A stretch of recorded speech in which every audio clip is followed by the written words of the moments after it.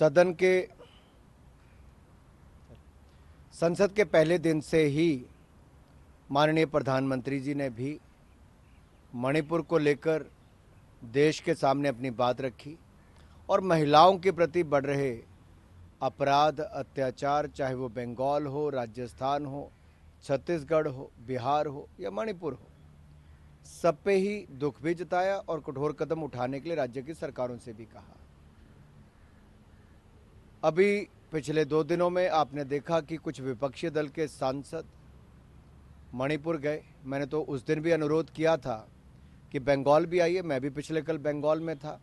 वहाँ पे महिलाओं के साथ अत्याचार कैसे हुआ, अपराध की घटनाएं कैसे बढ़ी, लेकिन शायद ये विपक्षी दल बंगाल की महिलाओं में, राजस्थान की महिलाओं में, बिहार की महिलाओं में और मणिपुर की महिलाओं में भी भेदभाव कर रहे हैं, उनके अधिकारों में भी भेदभाव कर रहे हैं। हमने चर्चा के लिए तो पहले दिन से ही कहा था कि मणिपुर पर चर्चा ही हो जाए। आखिरकार विपक्ष चर्चा से क्यों भाग रहा है? और 2 हफ्तों में एक दिन भी वो चर्चा के लिए नहीं आए और अभी भी अगर वो मणिपुर गए हैं तो वापस आकर क्या वो कल चर्चा में भाग लेंगे? मेरा एक बार फिर उनसे हाथ जोड़कर निवेदन है कि विपक्षी दल चर्चा में भाग लें, अपनी बात वो भी कहें और ये भी सुने कि जब विपक्ष में, अब तो वो विपक्ष में है, लेकिन जब वो सत्ता में थे, कांग्रेस की सरकार थी, तब कई महीनों तक मणिपुर जलता था, मणिपुर बंद रहता था।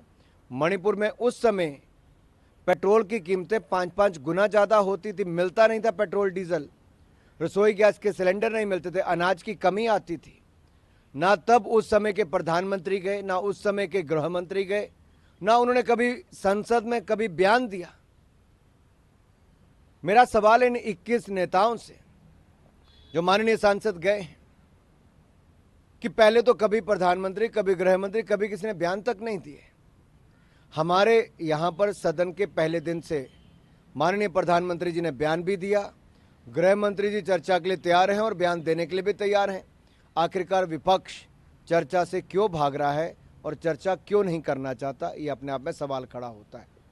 दूसरा, मणिपुर में शांति बहाल करने के लिए लगातार केंद्र सरकार ने कदम उठाए।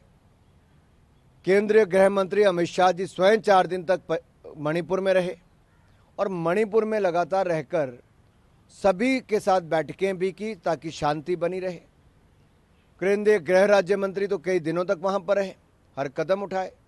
वहां की सरकार भी हर संभव प्रयास कर रही है, लेकिन अगर विपक्ष शांति बहाल करने में तो शायद मदद कोई करे ना करे, लेकिन जाकर पहले राहुल जी और अब बाकी नेता अगर इस तरह से वातावरण खड़ा करें तो इसके पीछे इनकी मंशा साफ नजर आ रही है।